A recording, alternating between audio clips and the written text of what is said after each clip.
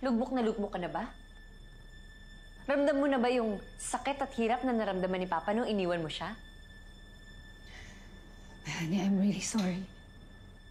Expected ko lang diskarte mong ganito, Georgina.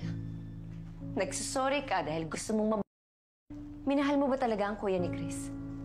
Well, alam ko, lahat ng taong nagmamahal may puso. Pero ikaw? Wala! Melanie, tama na. Huwag mo sabihin lang naniniwala ka sa kalokohan ng babaeng to. Kaya pwede ba? Bago pa tayo magkalokohan dito, umalis ka na. Hindi mo ba naiintindihan? Sosyal ka nga pala. Get out! Melanie, I'm really sorry. I'm really sorry. I'm sorry. Dapat kamay ni Daddy ang hinahawakan mo ito. Noong mga panahon na mimilipit siya sa sakit dahil sa cancer! I know.